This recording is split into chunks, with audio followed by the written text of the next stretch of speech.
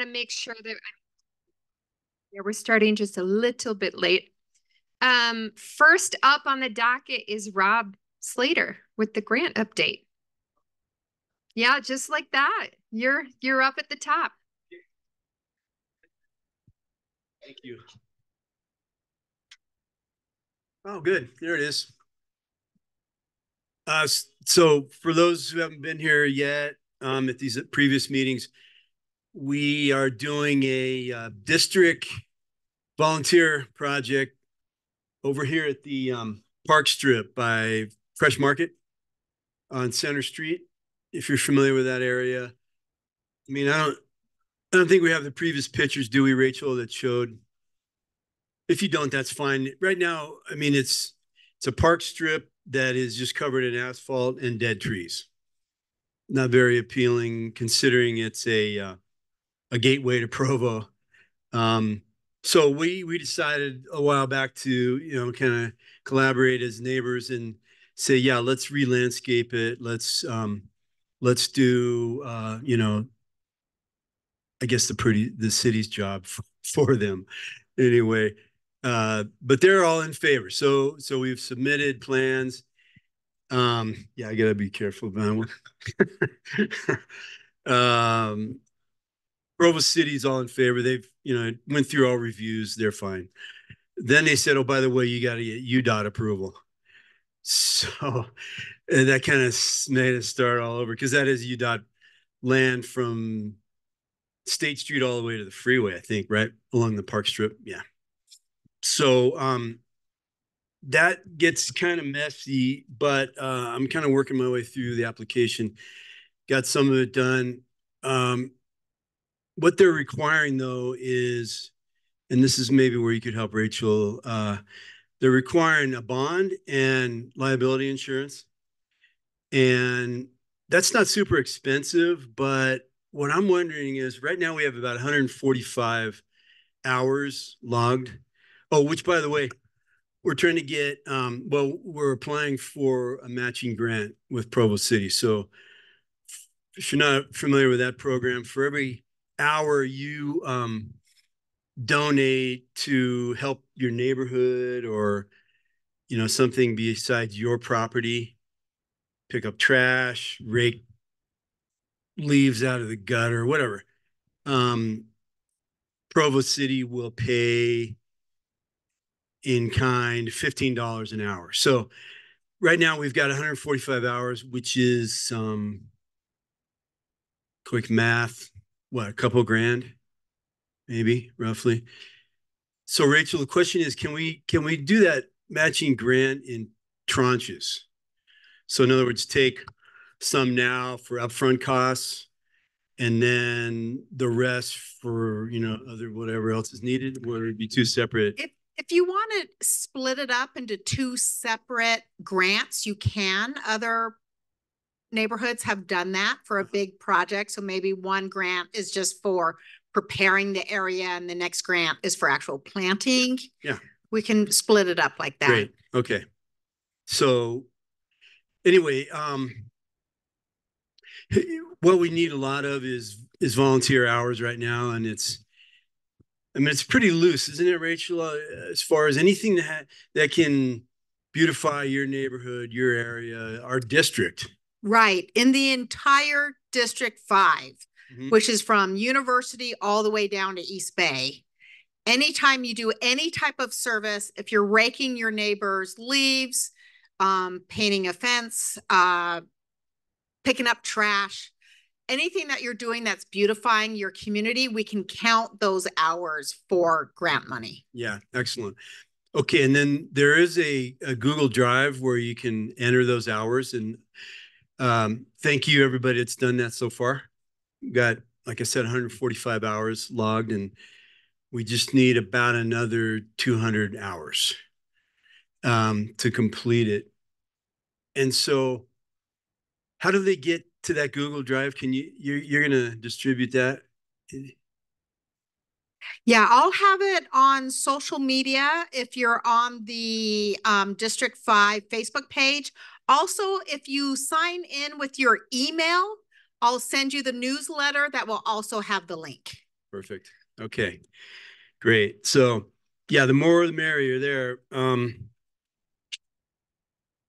Then once we've done this, the parking lot is owned by the Elks Lodge of Provo. And like everybody lives in Provo, you know, they own the land.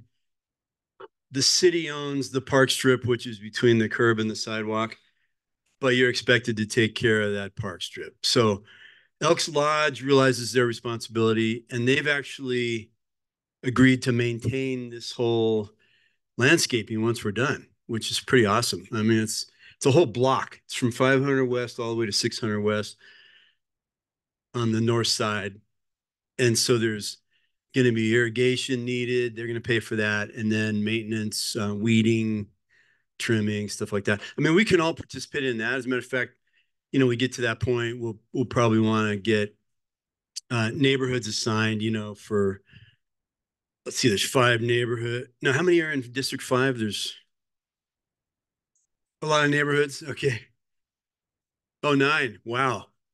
So almost, I mean, if each neighborhood took a month in a year, Elks did the rest, we could probably fulfill our maintenance needs, you know? So anyway, there's the site plan. You can see there's a lot of, I mean, a lot of time went into this, and we're doing a lot of planting. Oh, that was another question I was going to ask. I've talked to some nurseries like Cook's, and then also there's one by the freeway. And none of them are really being super helpful. I'm just wondering, do we have any connection with BYU? Can we buy plants from BYU, from their? Go ahead. Oh, here you go. We talked once about checking with Home Depot. Yeah. Did you check with them? Yeah. And they said no. They can contribute man hours, but they can't really give us any discounts or anything like that. Yeah. We do have connections with BYU. BYU is now in our district. I'm here from BYU, as well as Julie Hatchett here. And so we're now part of District 5. And I'm happy to raise that question with our grounds folks. I know the city also has trees that every spring that they are giving away, right? And so the forester committed to put the trees in. Awesome. Okay, but there are other aspects of the landscaping that. Yeah, landscape architects calling for is 3-gallon pots with various different. Okay, so you've got a whole landscape plan and the different plannings that you.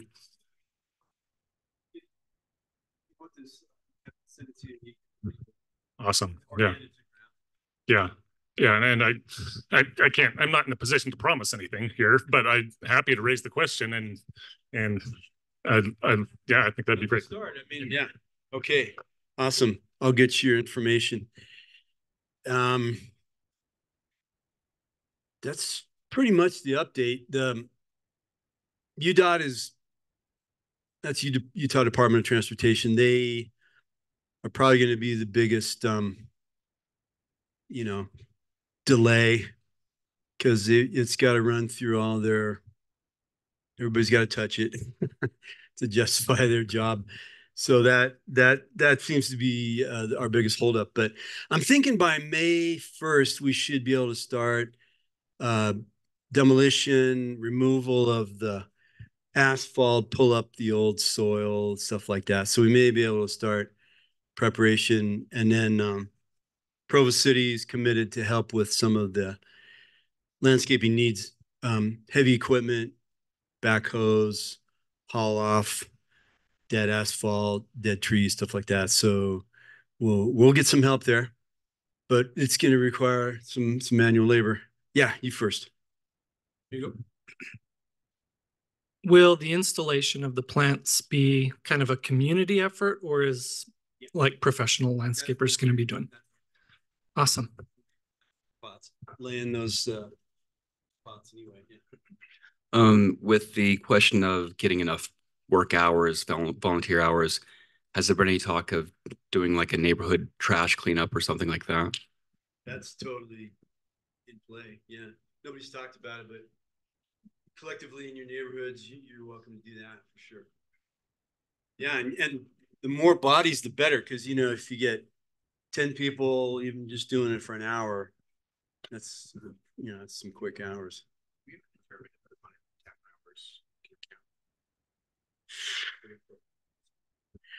My hometown hours, can we count those? Yes, if it's beautifying the neighborhood. So the My Hometown piano lessons, no. But if they're cleaning up someone's yard, tree trimming, anything like that, that My Hometown does, definitely count that. Yes, it's anything from July 1st till now will count. Up until the end of June? Yeah, up until June 30th. Yeah, you got some ideas there then. Yeah, take over. Just because My Hometown easily has a couple hundred hours from if it's as of July 1st of 2023 until now, we just need to get those hours from them, like the reported hours, because they keep track of all of that. So I'll figure that out. Yeah. Wow, that could get us escalated really quickly. Okay. All right. Yeah. Question about something qualifies for My Hometown hours. The 23rd, which is in like 3 days, there's going to be in like kind of south of BYU, Tree Street, some of those neighborhoods and stuff. There's going to be like a trash pickup, like activity going on. It's going to be like a recycling day, cargo haul. Right. So the recycling one wouldn't count because I think unless they're cleaning stuff out of someone's yard, it has to be so if I were to drive through the neighborhood, I could tell the difference. So someone just has a bunch of cans in their house and BYU came and collected those cans, then I wouldn't be able to see that as a citizen walking through your community. But if someone has a bunch of old washing machines or something in their yard and BYU is hauling those away, then definitely that would count. Okay. I'm not sure. I'll talk to someone who's organizing the event and I'll be able to get back on that. I can let you know. Okay. Very good. Yeah. So it sounds like we could get those next 200 hours maybe pretty quickly. And then Rachel, I need to get you the grant application sooner than later. Here you go. Also, the tree streets would not count. They're not part of our district. So it would just have to be like the BYU, around BYU. So. Oh, are they? Awesome. Okay. That would count. So okay. Yeah, at least all of south of BYU, that should be all hit. Okay, great. So all in all, we're getting some pretty good traction on this. Didn't happen as soon as I thought, but you know, between us and our neighborhoods and Home Depot, we'll have some good labor force to actually do the work once we get to the fun part. Yeah. Okay. Anything else? Thank you so much. For those of you who do not know, Rob Slater just seriously is a nice dude who was walking by the fresh market and was like, I'm going to do something about this. So it's like really amazing.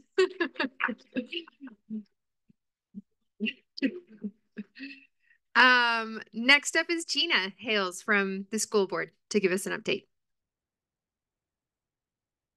Thank you. All right, I will zoom through this since I know we have a lot to do. So if you go to the next slide. One of the things we're working on is a strategic plan. We want to make sure that we have a plan moving forward, just so that we have something to guide, basically guiding principles for the district and the way that we make our decisions. So students, parents, employees, and community members answered a survey and shows the top 5 priorities that they think the district should have. The steering committee and the school board use those to create core values, a mission, and a vision. So the top priorities, they were in different orders. I mean, like I think students actually did put mental health first, and maybe parents put that second and community put that third, but pretty much the top 5, am I remembering, Meg, were all of the different groups had most of these in their top 5. But number 1, the one that came out on top was mental health / social emotional wellness. 2, student performance in math and reading. 3, ensuring opportunities for all learners. 4, high school readiness, graduation, and postgraduate success. And then 5, school safety. And so the steering committee came up with some things, and it's a lot of wordsmithing, I have to say. We sit for 2 hours and wordsmith everything. So the core values that we came up with are belonging, growth, creativity, community, and empowerment. The vision, and these aren't set in stone yet. These are just kind of where we are now. My guess is there will be some changes to these as we keep moving. Provo City School District is a vibrant learning environment where all students become lifelong learners and engaged community members. And then the mission is welcome, educate, and inspire. The welcome was an attempt to kind of use what Provo already has, welcome home. And so we kind of use that as well. So that is the strategic plan. What I'll do is well, I guess I could take questions here on Word. We'll get a little sidetracked, but were there any questions on the strategic plan? Okay. Okay, go ahead. Thank you. All right. So we just wrapped up the legislative session. I'm on the legislative committee. We met a lot with our lawmakers. One thing we wanted to make everyone aware of is on the ballot in November is going to be, we don't know if it'll be constitutional amendment A, B, or C, because I think there's 3 or 4 that will be on there. But something to think about is that the lawmakers would like to remove the constitutional earmark for education. So basically, because of the way money comes in and taxes work, the state is not getting enough money to pay for all of their needs. And the Constitution, our Utah Constitution says that all income tax goes towards education. It was first public education, K-12, and then it was opened when we did Amendment G a few years ago. It was open to children, higher ed, I believe, and people with special needs. And now they would like to remove the earmark completely so that they could use the money for whatever it is that they need in the state. Some things to think about. We are 49th in the nation for education funding. That means there's only one state that does not fund education. I mean, we're almost last in the amount of money that we spend on education. They will be tying 49th in the nation. What? 49th, yes. Sorry, I thought I heard 49th. It was 48th, but now we're 49th. I think we bumped Idaho or something, right? We're 49th, right? They're going to tie it to the removal of food tax. So you'll see on there, if they remove the earmark, then they will also take away food tax.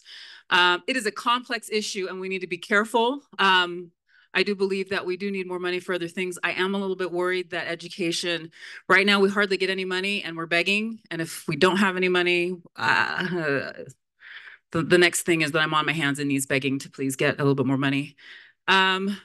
And then there's another constitutional amendment that's going to be on there, and it will do with trust land funds. And I don't want to get too technical, but basically each one of our schools in the state gets money, a certain amount of money depending on the population of the school, and the parents and the teachers it's basically run by parents though.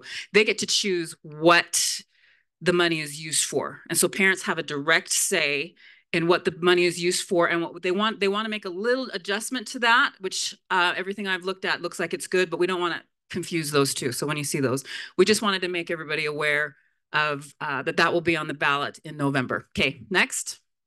So here are just I mean, we're doing all kinds of things. Meg and I were saying it's too bad we can't count our school board hours.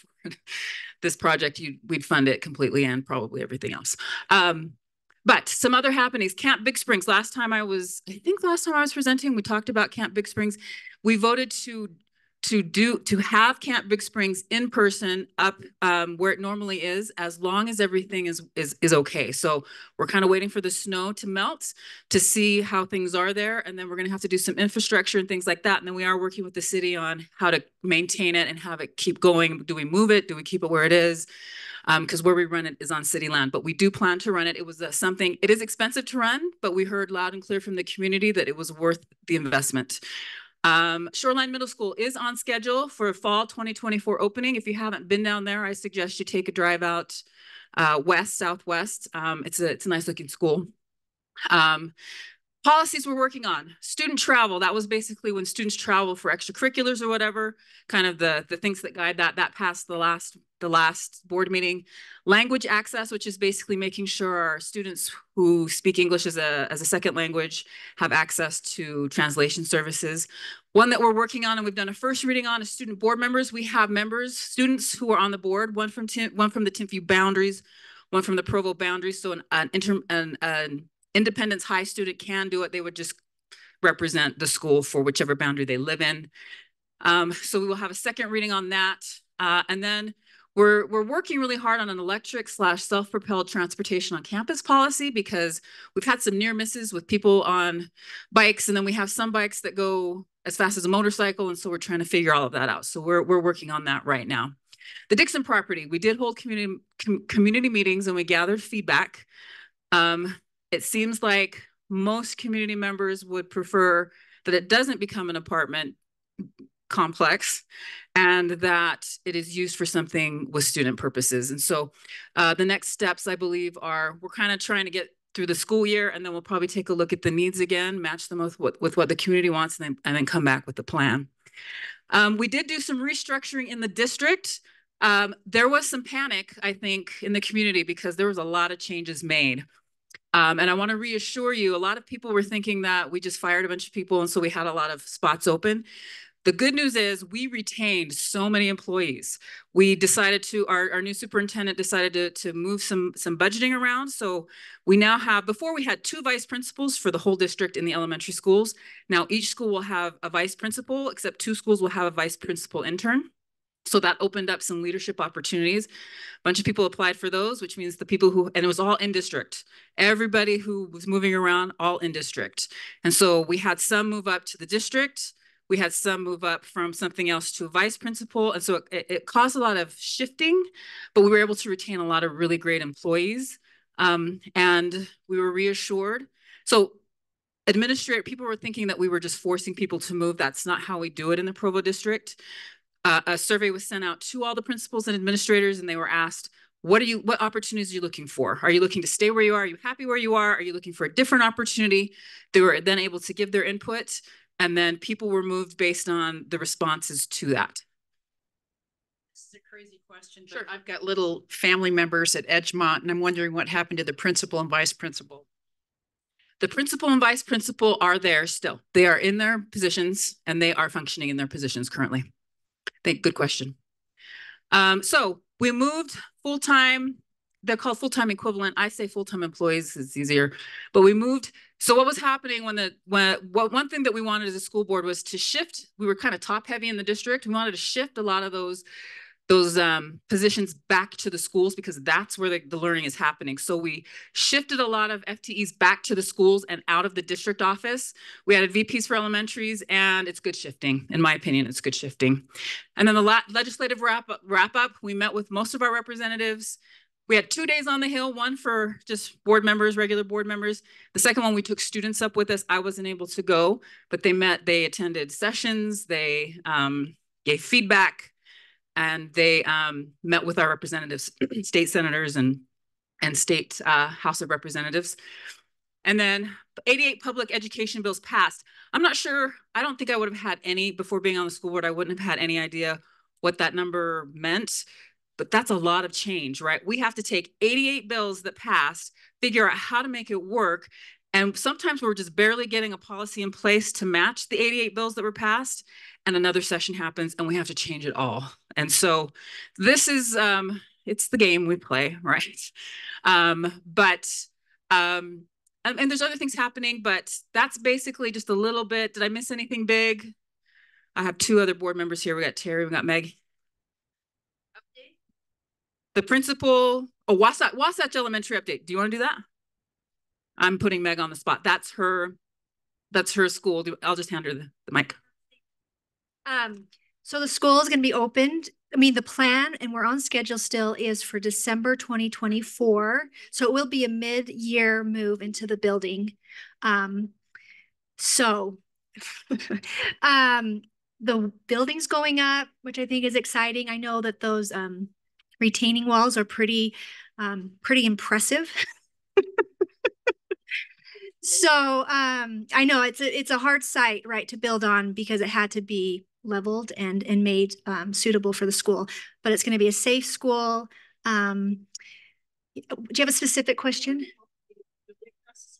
No, it's going to all be behind the building. Yeah. So that isn't our land. So that does, I think, does BYU? We don't, that's private. You mean like to the south? That's not our property. That is a residential development that's going to be going in. High money. I don't even know what to call it. So thank you, Meg. I will say I was on the board when we voted to move the school. And if we had realized, I think that it was going to be floating in the sky, it was kind of hard to dig into the side of the mountain. That's something you didn't know until hindsight. But it is going to be a beautiful school, and it will be a very safe school.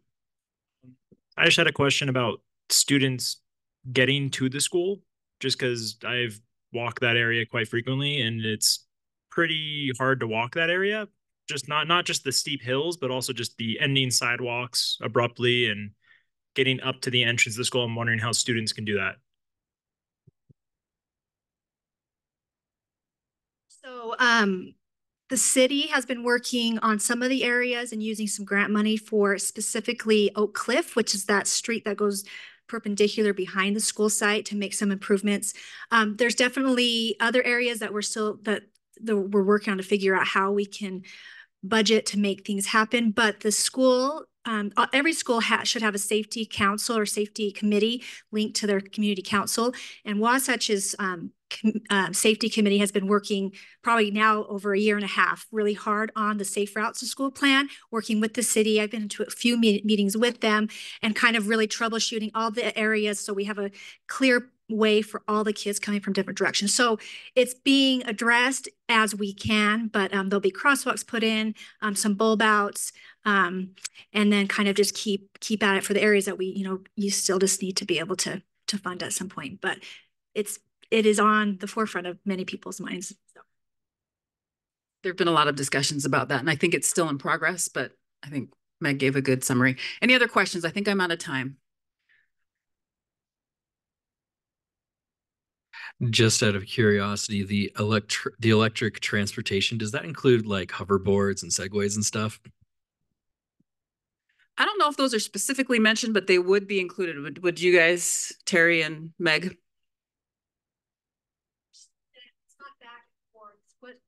I think ultimately we can only make policy for our property, right? And I think the concerns that were coming from the community around kids on electric vehicles or electrical devices. What's the word? Mike, thank you. Yes. Was like on the roads around, right? So, but I think in our original draft, it was micro mobility devices. So it encompassed all those.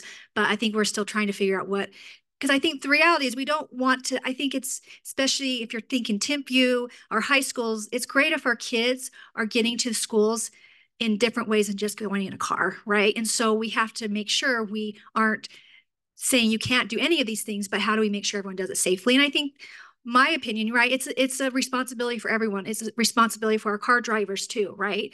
Around our school sites and whatnot. So. Okay. We get everybody? Oh, upcoming things. All-day board meeting, March 29th. They used to call those a retreat. It has been my mission to get them to not call it a retreat because there's no massages or martinis involved. It's an all-day board meeting. It's not really fun. Spring break is April 1st through the 5th. Joint meeting with the City Council April 25th at noon. And then student board member selection will happen in April and May. Did I see another hand really quickly? Yeah. Maybe, hopefully quick. Has the legislature ever evaluated how much of our budget goes to UEA? The whole bureaucratic administration of UEA. I've just heard too much goes to UEA, not enough to schools and teachers. Do you know the answer to that? Education Association, and they are the teachers union, and so no state legislative money goes to a union. However, the state legislature does help fund the USBE, Utah State Board of Education. I'm sorry, way too many acronyms in education. I understand the confusion. Yes, it's terrible. Not my fault though. Yes, usually all our money gets funneled through USBE and then we get it and then we get to pay for all the schools. If you want more money to go to teachers, vote for a constitutional amendment that's coming this November. Hasn't been labeled yet, and it is to put more money in the trust lands for community councils. Yes. Yes. Yep. And you can also tell our legislators to give the teachers more money. Something we'll finish up. Something I didn't realize till I was on the school board is we actually have a lot of money because the money it has to be earmarked for education right now. It's sitting there. It's just sitting there. And then so what happens is they've started doing special little projects that they have. So they use the money for their special projects instead of giving us the money to pay our teachers more. So that's something, I mean, if anyone wants some talking points on how to write to what to write to your legislators about, reach out to one of us. Terry and I are both on the legislative committee, but we will keep you updated. I don't know who's next. One of these two will be next, but we can update you on the constitutional amendment, what we know with that. Okay. Thank you so much, all of our board members. Turning the time over to Rachel Breen to discuss parking in Joaquin. Okay, we are actually going to do our vote for chair and vice chair. Sorry. So then that way I can be counting the votes as we're talking about Joaquin. Makes sense. So just kind of explain a little bit about how this new neighborhood district program works. So you have a board, that's all those people sitting up front, and most of them have been former neighborhood chairs, and they applied to be on the board, and then they had public input that was on Open City Hall, which is our online public input. And then the city council reviewed and approved their applications. And so they were approved to be on the board, and only board members run for offices. So that's a little bit different than how it's been in the past.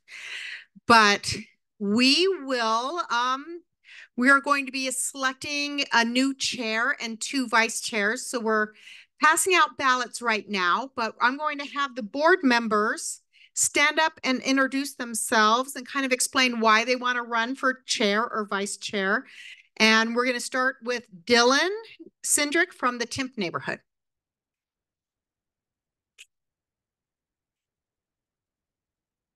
I'm Dylan. I wouldn't say I'm like running, but I'm happy to serve if people want me to. So you can write me down or you can not, that's up to you. But I enjoy living in Provo and being involved in local affairs, which is why I am on the board, and I'm happy to do whatever people want me to do. So yeah, that's me. Awesome. Thank you, Dylan. Okay. And next we'll have Art from the Franklin neighborhood.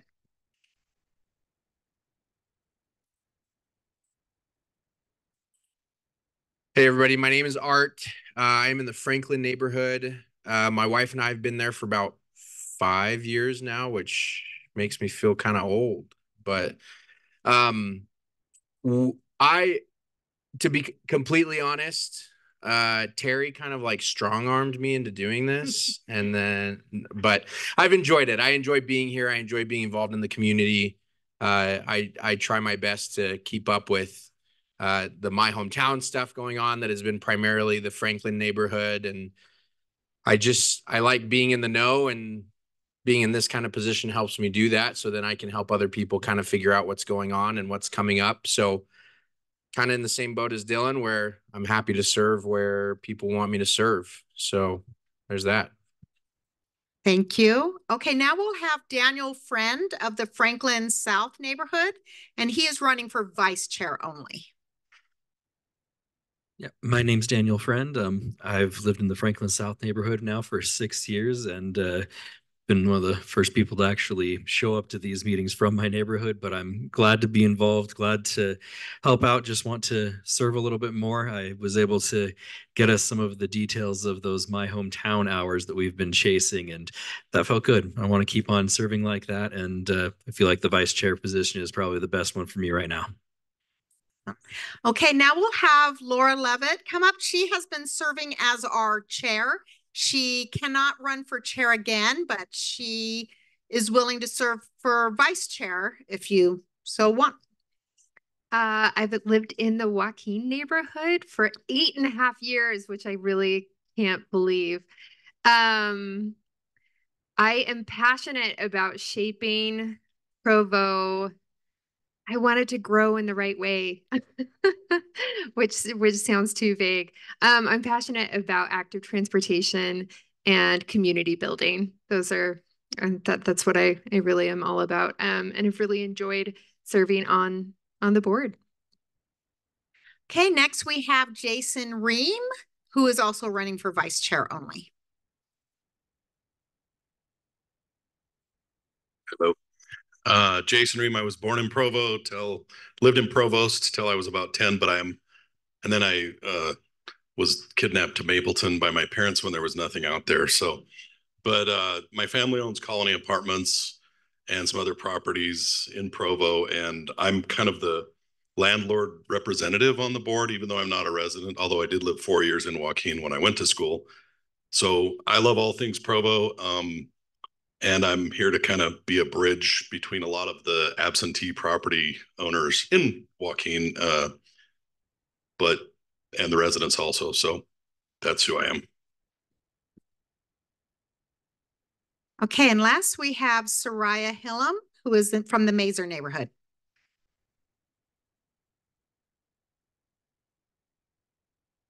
Maybe it's going now. I'm here, full disclosure. My name is on for chair and vice chair because I said, sure, why not, if whatever. But I'm also happy to continue being secretary if needs be. I really like making sure that there's community engagement, making sure that there's good communication from the city to the residents and back again to make sure that everybody's being heard and that people understand why decisions are being made and have a voice in doing that. So that's why I'm involved and have been for many years. Awesome. Thank you so much. Okay, we are passing around ballots and pens. You're actually going to vote for 3. So the person who gets the most votes will be chair. The people who get the second and third most votes will be vice chairs. If it ends up being someone running for vice chair gets the most votes, then it'll just be there'll be vice chair and whoever else gets most votes. So we will give you a few minutes to do that.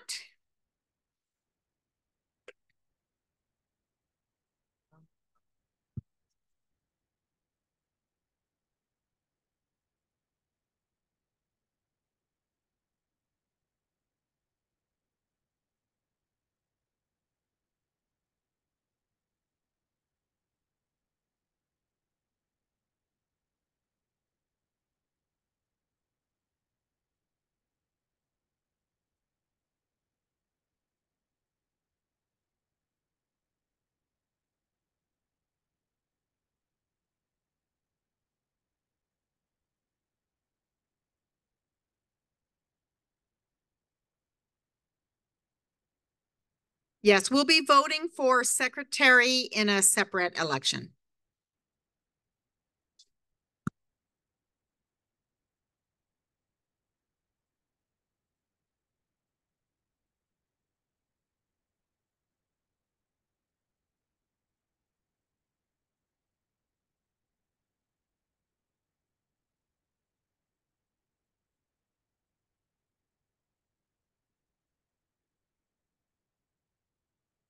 No, not yet. Okay, thank you very much. I'm going to go ahead and end the online poll. Thank you, those online that voted. Okay, so now we're going to go on to our big item, parking in the Joaquin neighborhood. So just to kind of explain why we're talking about this today. So at the February 13th City Council priorities meeting, the City Council motioned that they want to explore the idea of a parking plan in the Joaquin neighborhood. Now that's all that's been said is they want to explore the idea. Nothing has been decided. Nothing really, at least in the meeting, nothing was really brought out. It was just exploring the idea of a parking plan in the Joaquin neighborhood. So we want to hear from you, especially residents of Joaquin, to give their feedback to the city council before they make any decisions. And so this is kind of an open forum. Please speak in the microphone. If you do not feel comfortable speaking in the microphone, I've got some big pads of paper here with pens.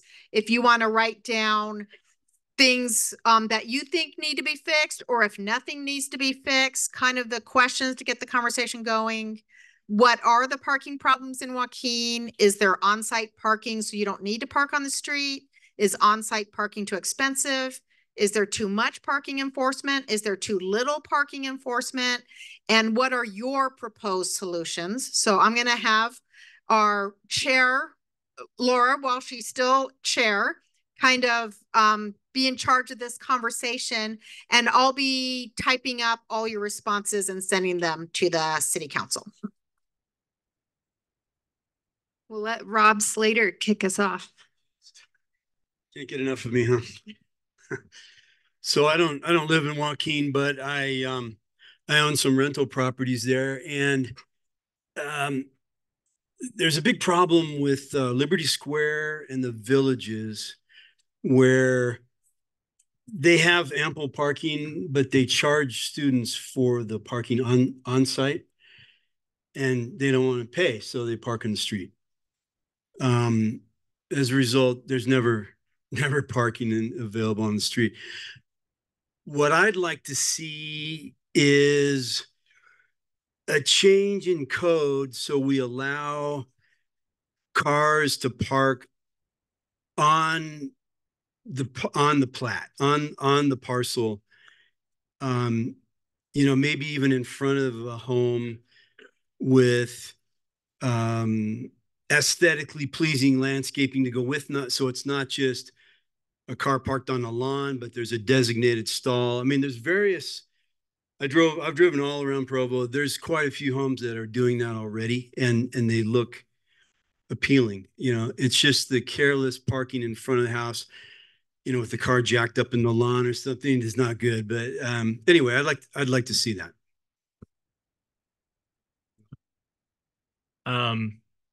I agree with what you're saying 100%. I'll just stick to one thing, which is a concern of, I feel like in certain intersections, parking could be lessened at some intersections because it can be super difficult to see down the road. So not only as a pedestrian, but also as a driver, it can be super dangerous to cross a road, especially this is prevalent on 500 North.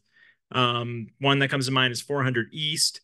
Even though the parking is tucked back, it can be super dangerous, and you have to pull up all the way into the lane to actually see down the road left and right before you can go straight. So I think it could be good to pull back those no parking signs a little further to open up more visibility. I was turning left on 400 East and 500 North at 5:45 in the morning and almost got in an accident because I couldn't see a car coming that way. It's a daily thing for many people. Yeah. What is code now? 25 feet from the intersection? Is code 25 feet from the intersection as well? I do not know the answer. Does anyone here know that answer? I've heard that, but okay. Sure. So I used to live in Joaquin until about a year ago, and the intersection problem is huge, but also like in front of driveways. We would have in our apartment complex people who would park almost into the driveway so that you had to kind of go around them but couldn't really see around them either. So that was definitely an issue with people parking so close to both intersections and driveways. Abinadi, Code Compliance Officer. Within 20 feet of a crosswalk at an intersection, within 30 feet upon an approach, no, I'll just stop right there. 20 feet. So that's the rule. The question is, for all of you here. Do you want parking enforcement to be more strict or lenient as they are right now with a lot of the parking issues that concern Joaquin neighborhood?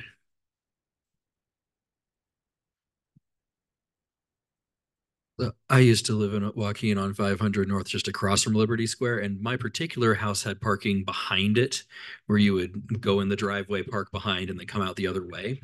But I think that as we're talking about parking enforcement, we need to remember that students are poor and generally don't have the money to do anything you want them to do with money.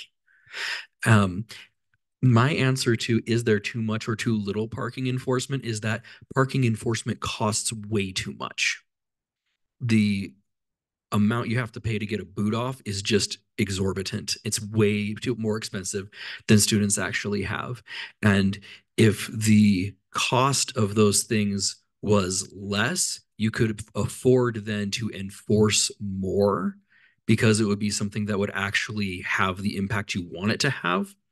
But right now, it's just so expensive that you're going to break somebody's bank by having them pay to get their car towed back. Laura, can I? Yes. Not that I need you looking at me.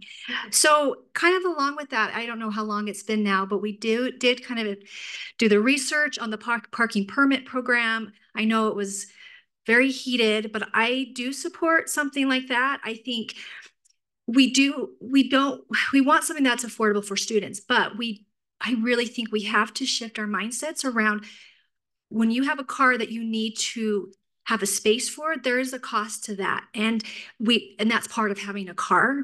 Joaquin is dense and walkable. We have UVX. So I do think that we could be smart here and really encourage using these other modes of transportation in this neighborhood. And to clarify Daniel's point, because maybe I misunderstood it, it sounded like he was saying that current enforcement is too expensive. That's what I was saying along with what you're saying, like something like like the permit program, if I recall, factored in these type of things, right? But which also I think though my tangent is just that. And when some people think permit, I've got to pay. I think there is a cost of parking for owning a car, but I don't intend to say make it so kids or students can't afford to park their car. Yeah. Sorry, I don't mean to take any of your time, but just to lead everyone to a specific conversation. So parking enforcement, we're in the same department. They give out the tickets, but they only do it on the streets. If you're getting booted, you're getting booted because you're in violation of something else. We don't boot. We will tow your vehicle automatically after so many warnings. And that's it. So they give a ticket. That's the first warning.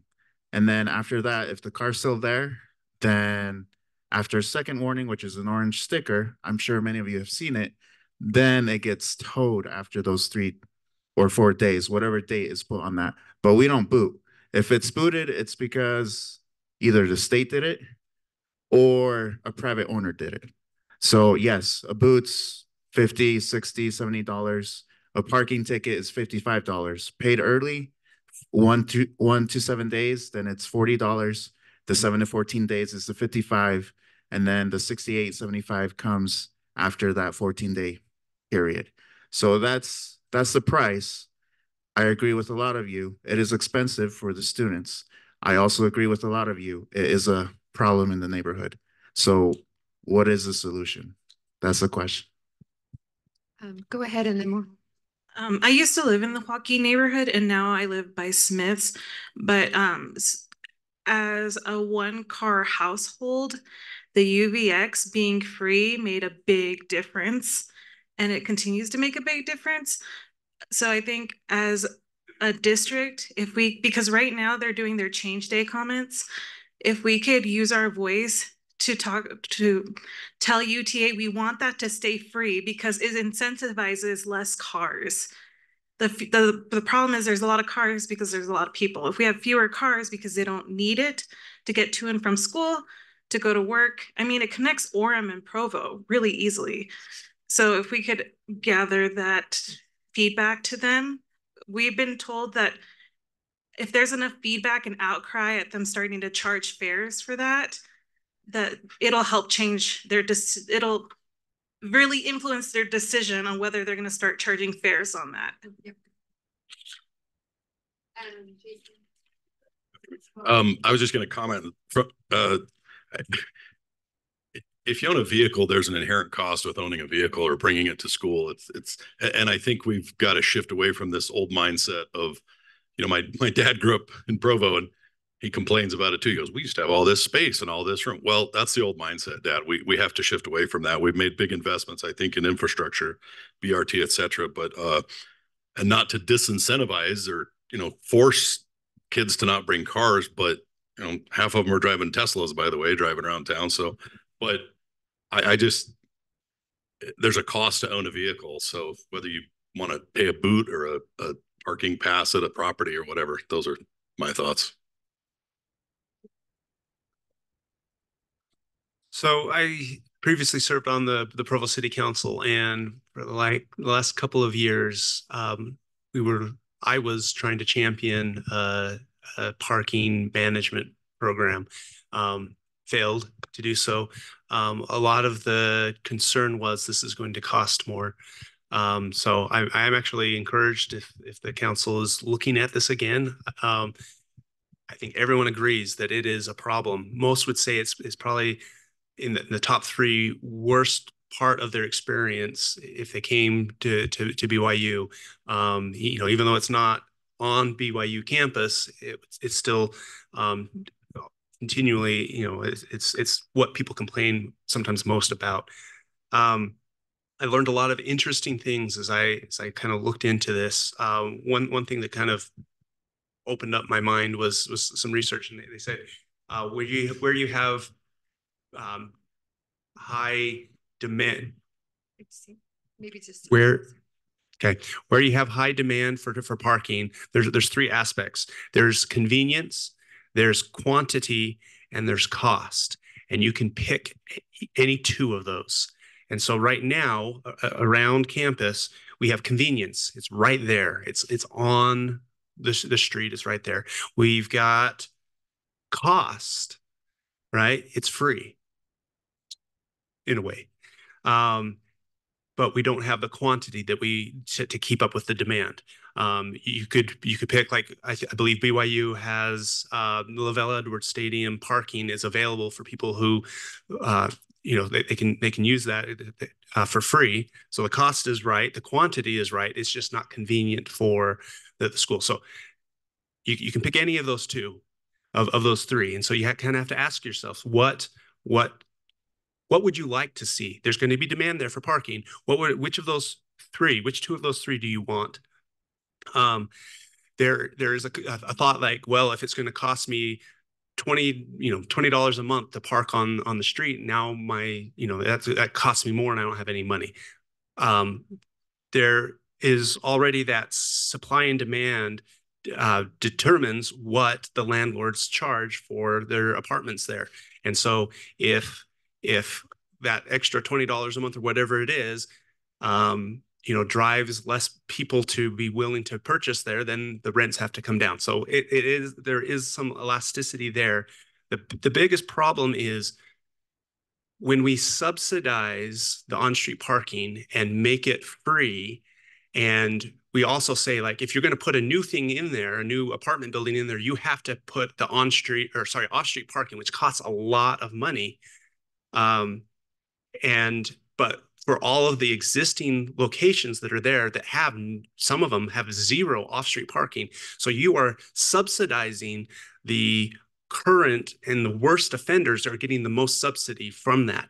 Whereas if there is a cost for on-street parking, whatever the market demands because of what's there, then you no longer are subsidizing the worst ones, and we will actually get more redevelopment. We will get higher density, and that will bring the rental costs down, or that will keep rents from going up as much because there will be a greater supply of housing. Right now,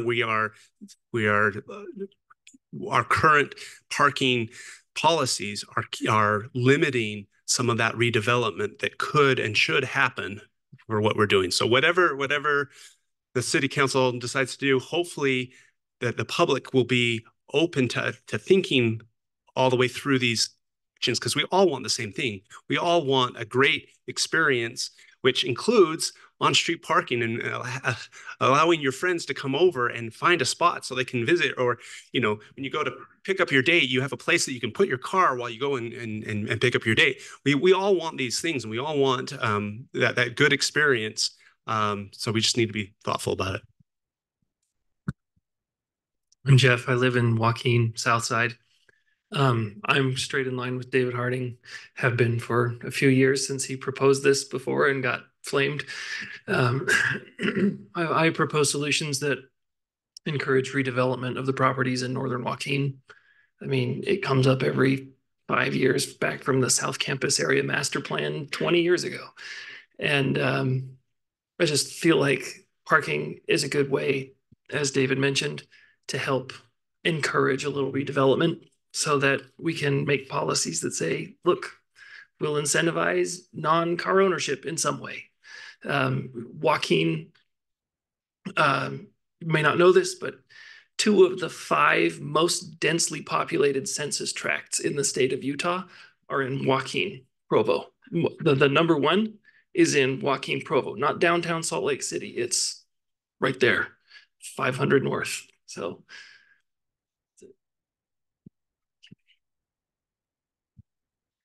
I've lived here a really long time. I live in the Franklin neighborhood, and I've lived in big cities before. And I wonder if Provo has ever explored using parking meters in the Joaquin neighborhood.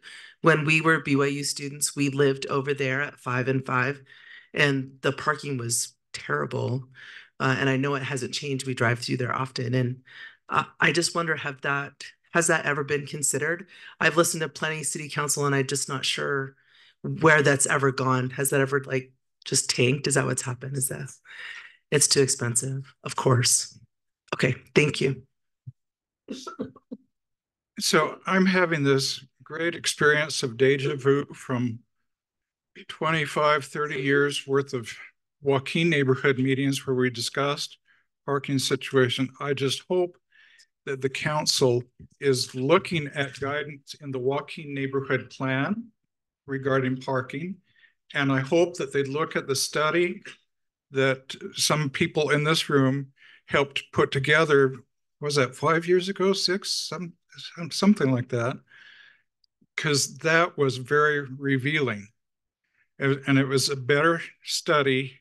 It showed the issues more than any of the city-sponsored studies ever have. So there's lots of data out there, and things haven't gotten any better. So I hope they look at that. Thank you. I have a couple of things just real quick. I think we do need more enforcement of parking problems. We had a bus, this is just one example, there are many, that sat on our street for months before anything happened, even though we called in. Another thing is people like to get out of their apartments quick, so they park on the street. And sometimes every once in a while there's enough parking in a parking lot, but I think they need to be I don't know if it's incentivized or what, but they need to park if there's ample parking in their apartment buildings, but they do like quick getaways. So did you want to? Okay. Questions then we've got Danielle. Sorry, that was loud. My name's Brent Hutchison. I live in the Franklin neighborhood. My question was, and I apologize if this is a novice question, have we had any kind of dialogue with BYU about pricing for parking and what are they willing to do in conjunction with some of our plans? In general, I feel like parking is too low cost for most auto owners. And so, as David was saying, kind of raising the price lowers the opportunity costs for other people who don't want to pay. I'm just wondering what those options are. I know that has been discussed in the past. And like you might know more about, or Dave might know about it more than anyone else. So I do think kind of like the booting question, I think sometimes we're kind of conflating different things. So unless you're talking about opening school lots for overnight parking, then these are pretty much separate. Unless, has BYU considered charging parking? And I know we don't have control over that. So is there a dialogue? So okay, and I don't want to speak for BYU, but I do believe, other than Lavelle Edwards Stadium, that they do charge for parking. Okay. That yes, some of that.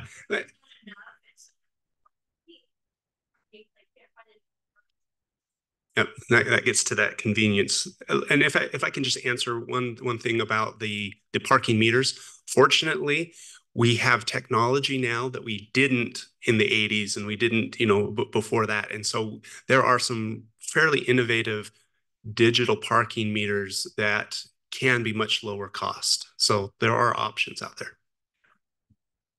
Okay, where were we? Okay. Just this conversation has been making me think a little bit more, and maybe Dave or others here have some good answers to this, but it seems that we're not really talking about ways to reduce demand, and that one thing that could really help with that is incentivizing people to come to BYU and not bring their cars. I know when I came to BYU, I felt like I had to bring my car because I was going to live with my aunt up in Edgemont and drive to school. But then I ended up moving south of campus, and suddenly I only used my car on the weekends. And if we can have more students come here specifically with the idea of, I'm not going to bring a car, I'm going to walk places, I have enough public transportation, how can we incentivize that? The one thing that's been said so far is the UVX. And keeping that free does help subsidize people who don't have a car or only have one car and can't use it all the time. Are there other ways that we can incentivize people to not be using cars for transportation? I'd love to hear ideas from the room.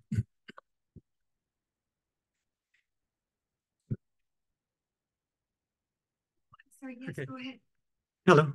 I want to thank Dave and these folks back here for bringing up some of the past discussion. I sat in some of that a couple of years ago, and if it's true that there are parking spaces in some of those apartments, like the Village. I live on 500 between 300 East and 400 East. And if there are plenty of spaces there, and there is the opportunity to get those cars off the street and into those parking spaces, and I see nothing simpler than to equalize the cost of that. In other words, street parking would cost what we estimate would cost to park, and that would get the vehicles off of the road. Yes, it's true. We don't want to be taxing students, of course. That's rough, but that means rent's going to have to come down maybe a little bit. I know, and it's also true that students do not have to bring their cars to Provo. There's plenty of people living in Provo that aren't using cars. I've been doing it 100%, and I found an incredible amount of transportation around here. It's maybe an inconvenience not having a car. That's true, but there's a cost in time, in money, in using active transportation. There's also a cost having a car, and you can decide which one you want, but it's not mandatory that you need to have a car. So, I mean, it's just nothing simpler than to equalize this and then get those cars. Now, if the case was there's just no parking in those apartment complexes, of course, I could understand this, but that there is, and we certainly don't want them parking in people's yards. Yeah, that may be one solution, but it's sure not a good one, because you're destroying the beauty, especially of the Joaquin, one of the most beautiful neighborhoods in Provo.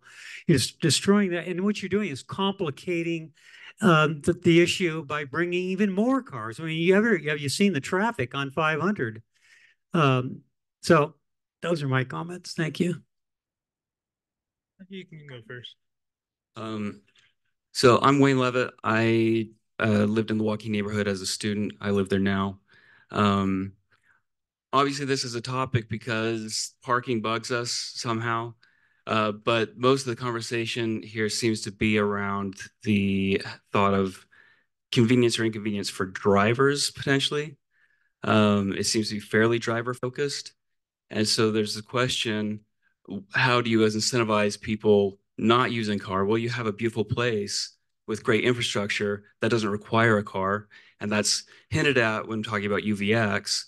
But I think it should be said explicitly, the easier it is for people to move around with other modes of transportation, the nicer that experience is, the more people won't think about having to jump in the comfort of their car where they can control the temperature, control the music, and go super fast with just a little flick of the ankle. So how do we make Joaquin a more interesting place to just be out and about while on your feet and safer, more just attractive to be out without your car around you? So that's my thought. Yeah, and my comments just second that right there. Just the city council, I believe they approved to put as one of their top priorities is active transportation for this year. So if that's already one of their top priorities for the year, I think it's number 2. They just need to pursue that because right now it's already been said that Joaquin is the densest neighborhood in like census in the entire state of Utah, and that's never going to change. That's only going to get more dense as the area grows, Provo City as an area grows, and especially just as BYU grows. It's naturally going to happen. So we're never going to have enough parking. We don't have enough parking now. We got to find alternatives to cars to make this better. Because if we don't have parking now, we're not going to have enough parking in 10 years without destroying half of Joaquin. So.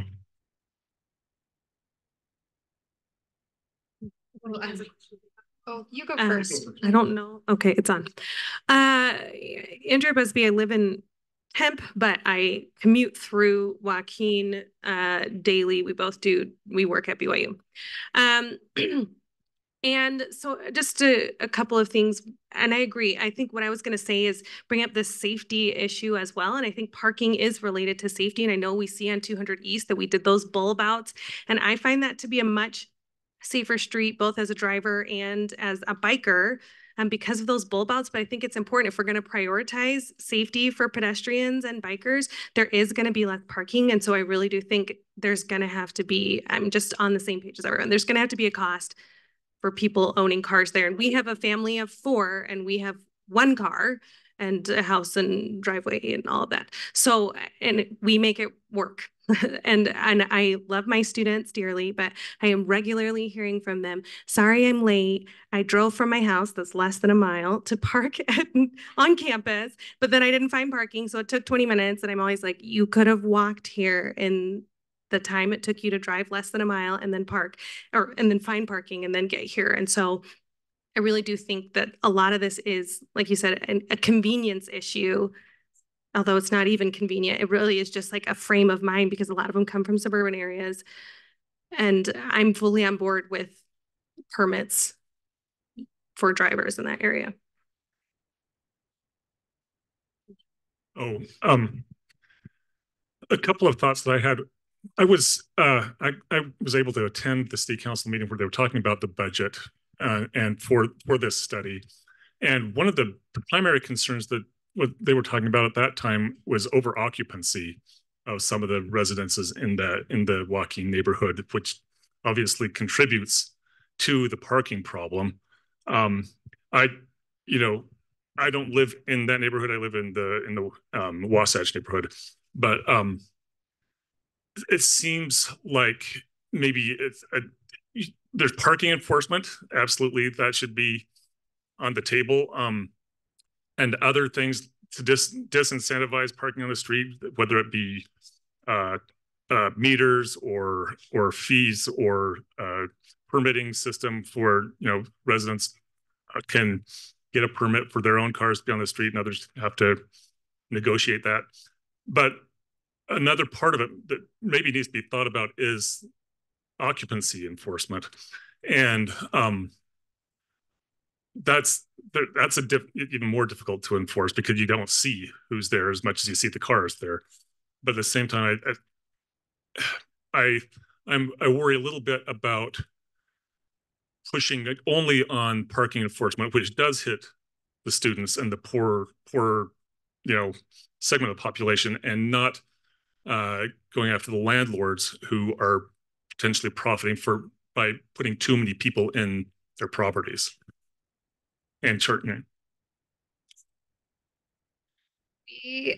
Oh man. I have 30 seconds. Yeah, go.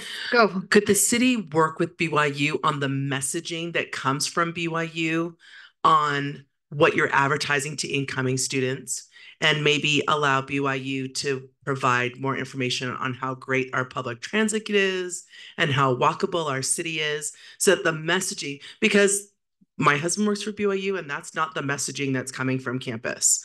And so if the city could work with BYU about the information that goes out to incoming students about, you don't necessarily need to bring your car, Provo City is so accessible, then that really could benefit some of the things that this gentleman and some of the other gentlemen are talking about decreasing the number of cars actually coming to town. And because BYU is the biggest offender, right, that's where all of our students are. That seem to be our biggest problem. Then if we could build a good partnership with the school, then I think that could really help us. People need to be educated. I've lived here for 80 years, and I think we need to go back to the old ways when we had lines and red spaces or the signs, so that they know where to park. Not hanging over, not moving people's furniture, whatever. I've had that for the past 10 years. Yeah. They need to be educated.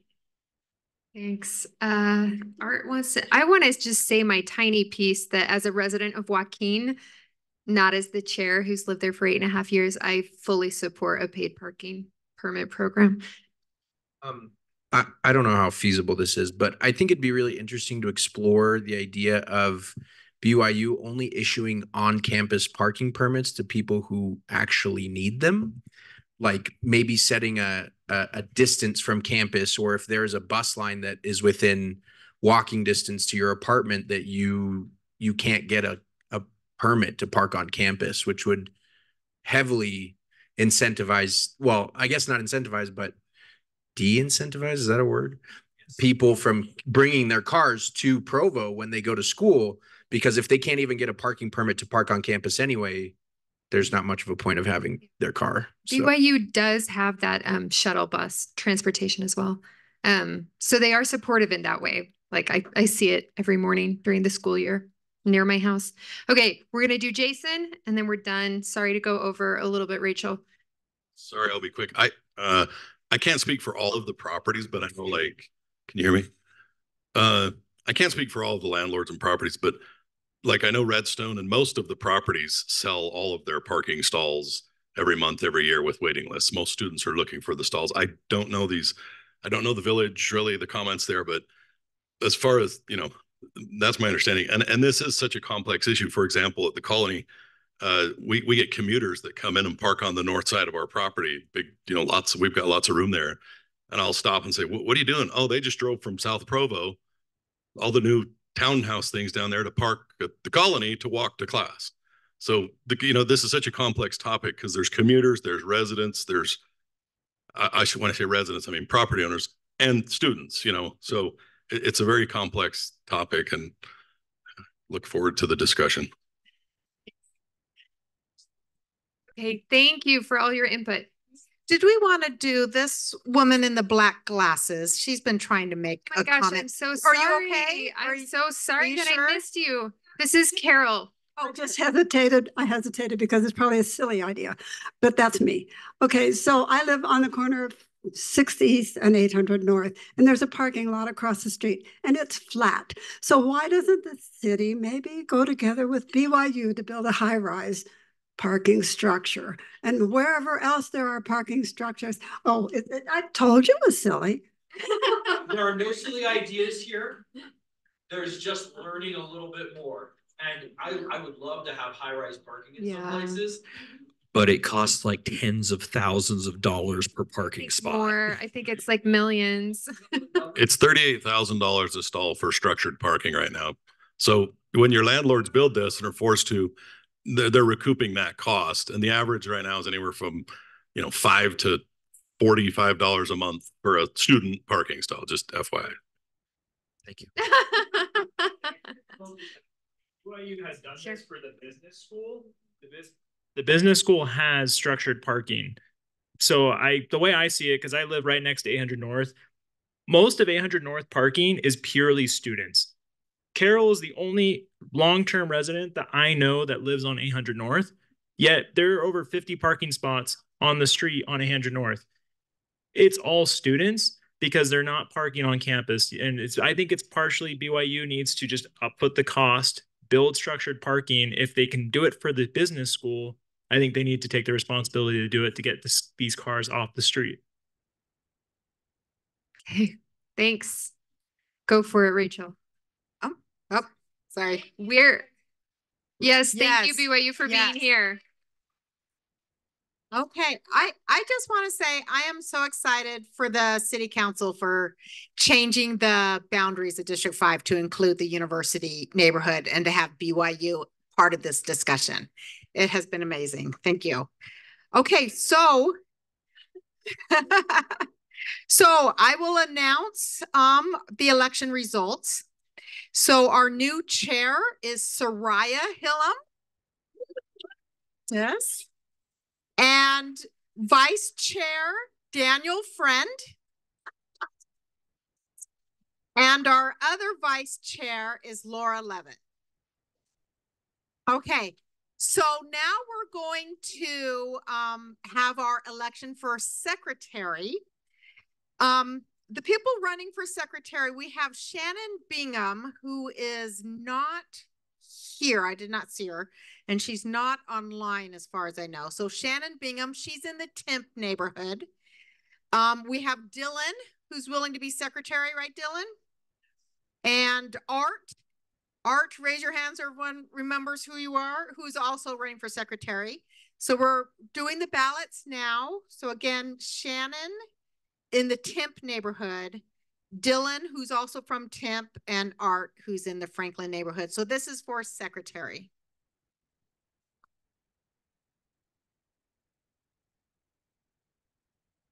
Oh, and this is just vote for one.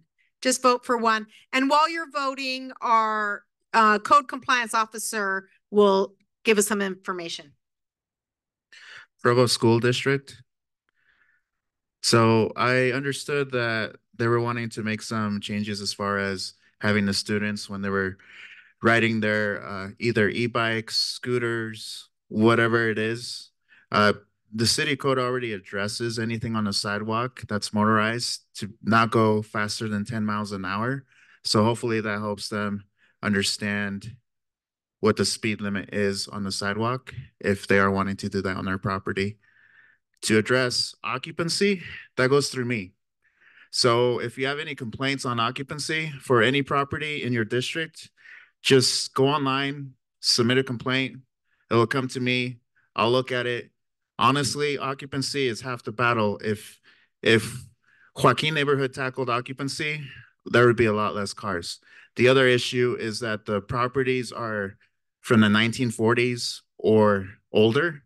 So people back then didn't care about parking on their property, which makes a lot of non-conforming issues as far as parking is concerned.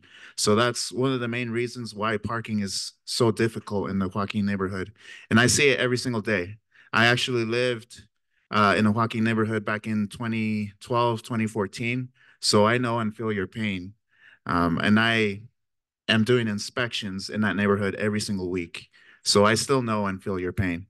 But that's half the battle. If a lot of people that could ride e-bikes, could ride scooters, could ride skateboards, I've seen even people rollerblade. I've seen a 70-year-old on their scooter riding, not on Fifth North. I think it was over here in one of these neighborhoods. A 70-year-old, if they can do it, most of you can. So it's just a matter of fact of finding the right, maybe an incentive to students saying, hey, here's $300. Go buy yourself a scooter. Maybe that's one good thing for them. Some of your students wouldn't be late to class anymore. That would be one thing. I don't know. There's a lot of ideas. This is a smart group. I know you'll figure it out. I'm just here to enforce and say, here's the code. Unfortunately, this is what you have to do. So basically what I'm saying, if you have any questions on occupancy, any parking related issues, just let me know or complain online and I'll get the case. I'll look into it and enforce accordingly. So that's it. Great. Thank you so much. Okay, we are going to have our new chair, Soraya Hillam, conduct the rest of the meeting. And a big thank you to Laura Levitt. She's been an amazing chair this past year. Okay, and so Soraya, I'll let you open it up for public comment while we count the secretary votes.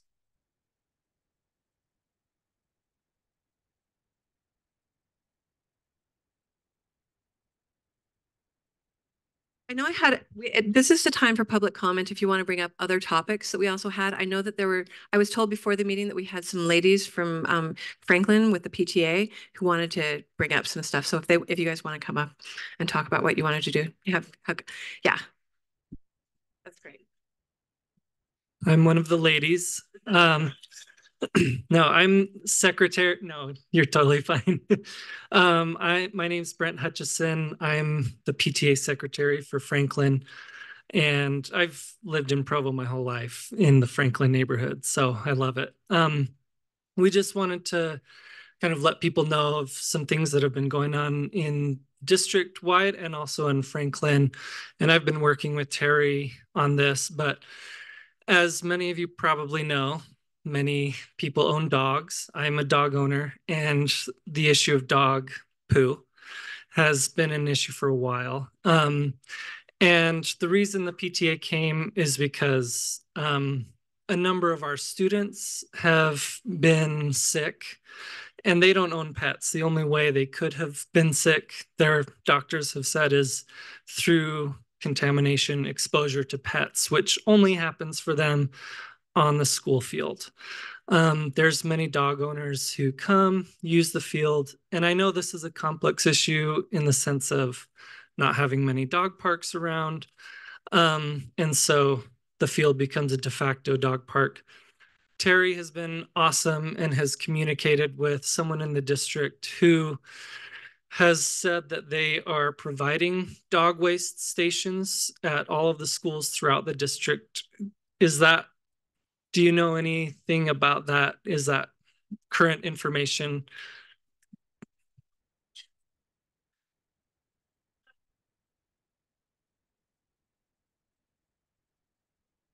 Yeah, so they've, right.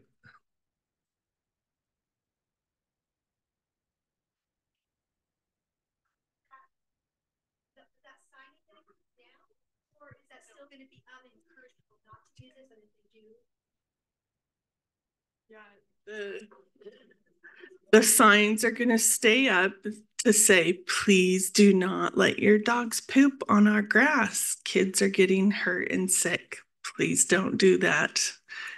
And we're also going to be putting up waste containers, but I don't know when exactly that date's going to be. Yeah. And I'll just finish really quick and then we can do comments if that's okay.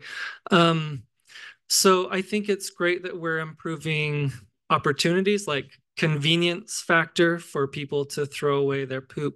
But as Terry and I have talked, it also needs to be an awareness. Like, I think many people who have dogs may not realize the impact to others when either they don't see it or they don't want to see it.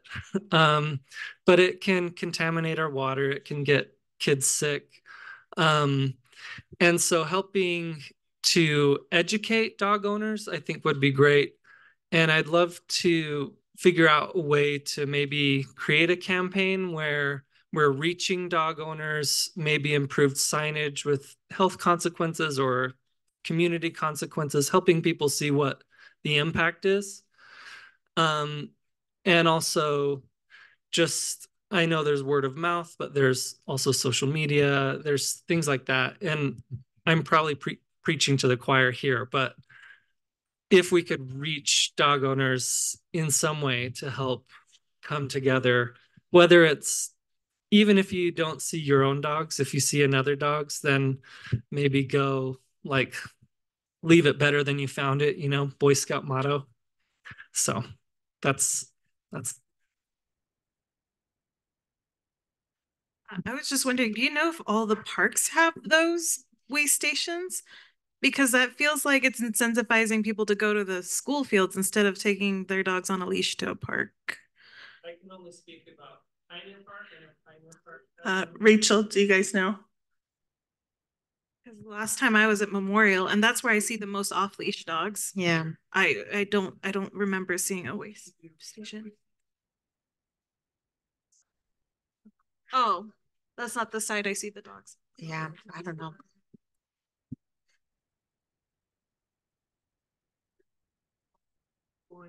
Play. So the kids will have accidents where they just fell into the like.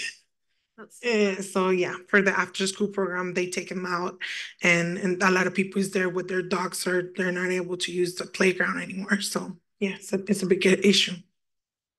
I just wanted to say that I was at the mayor's meeting in January, and I know they talked about increased enforcement for dogs off leash. I'm guessing this is mostly dogs off leash, and I'm just wondering, like, can they enforce on the school grounds? This isn't something like the police can ticket people for having their dogs run around on school grounds.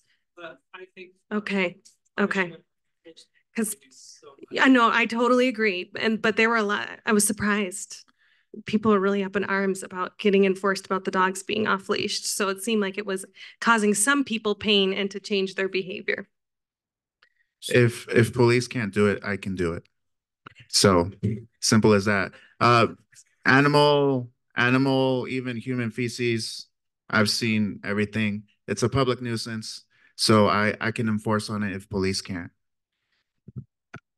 Really quick. I was. Yeah. Because I know directly on that. I was in a meeting where a policeman, maybe it was one of the downtown business, like the downtown Provo initiative, their business meeting. We had a policeman say that personally they had put out like 9 tickets and 9 warnings. So they were trying to like educate people as they were finding them and giving them a chance to be able to do better. I was going to say, picking up dog poop actually counts towards those neighborhood hours. When the snow melted, walking my dog on a 20-minute dog walk, just walking around Maeser and Joaquin, only in a few blocks, I was getting entire, like those bags they give you at the grocery store, I was filling those with dog poop just on the side of the road. Oh my God. And so because the snow melted and so stuff that had built up, they hadn't seen it come in. And I still get like half a bread bag if I walk more than 3 or 4 blocks. And there are obviously there's like one place where I know that it's the owner probably of the dog that's doing it, that's in that place. Most of the other ones, these are not dogs that are living on their places. We've got a lot of issues with this downtown. So yeah, but you can count the hours and picking it up. And the more it's picked up, the more that the dog poop ends up on the next block over. And then you pick up that one and then that one's more. It really does help to help pick up the stuff. It doesn't happen as much in the same place. I think that going off of what you said, Brent, if the schools could put together like a flyer or something that could be very easily shared on social media. I know there are several like Provo specific dog play Facebook groups and that I'm a part of, and there are the neighborhood Facebook groups and the school Facebook groups and everything. So I think if we had something that we could very easily share, I'd be happy to post on all of the ones that I'm on and just push that every time, just if you see it enough, people will get the message. And then if Franklin particularly has had this problems, you should have a contest for the kids to draw stuff. And then those kind of pictures often get more attention for things like that. And we can make those shareable. That could be really good. So there's some of the parents, we are the ladies from South Franklin, but it's a South Franklin Community Center. So I don't know if it is the time. That's lovely. Yeah, anywhere you have kids making pictures about dogs pooping would be hilarious and would probably get shared very well. Are you done? Are you done with your social? Are you gonna? I have one other issue. You go ahead. The only other thing that the PTA wanted to bring up, and this is more of a local Franklin issue, but we've noticed a lot of speeding along 300 South between 9th and 6th West. There's no stop signs there. So we've brought it up with the community council, talking about the corner of 7th West and 300 South, possibly doing a traffic study. And I think that's in the works. I myself live on 3rd South, right across from the school. I've seen 2 accidents right in that corner just within the last year. One time a car like veered across both streets intersecting and hit a tree. So that could be a kid, you know. It's just a not great, super safe spot. And they do have a crosswalk, but there's just a lot of speeding and some confusion about what to do at that corner. Some people stop in the middle of the street on 3rd, thinking it's a 4-way. So we're doing a study there and just wanted to let you know about that. That's great. Yeah, I know Vern Kiesler has been really good about being about coming back with that. We had the same thing over in Dixon that we just were dealing with in last meeting. Yes. So we are representatives of Franklin Community Center. We have a committee in there with parents that we are like advisory board parents. So now we have to, we want to present a petition for having a crossing sign with lights for kids. Because in the front field that they have, it is property of the builders. And we use that for activities for the kids, right? And we have the same problem with the poop. But the most concerning thing is about like the people, the limit speed that they don't, we have a bump and nobody respect that. And on the afternoons, we have a lot of kids crossing the street and we have a lot of accidents happening. And also they park, there's not sidewalk. So a lot of people park on the street. So they block the view for the people who's coming from the 7 West. And they just put it a stop sign that it doesn't make sense where it is. So it used to be another place and they just move it. So it is awkward where they put it. So we want to made a petition for having that cross sign with lights. So in the summer, when they have the kids, the summer camp, and they cross to the field, they can just, you know, everybody can see it. Because we just have the bump right away outside the door, but nobody respect that sign. Have you talked with Vern Kiesler yet, the traffic manager? Because he's the one who gets that on priority lists for the entire city. There's a number of places through the city that are having dealt by a number of different schools. And so if you get on that list, then we can figure out how that some of the priorities and some of the budgeting can go to see. And different solutions have different costs. And sometimes the cost of what you're doing can bump it up or down. We had him here a couple of meetings ago working with that on that. So I think it's a great idea what you're doing, but I would also go directly with Vern Kiesler so that we can know the next steps and make sure that we get that into the queue. All right. Yeah, we already did surveys with the people in there. And yeah, having the information already to let him know. He's been very proactive in trying to follow up on things. All right. Thank you.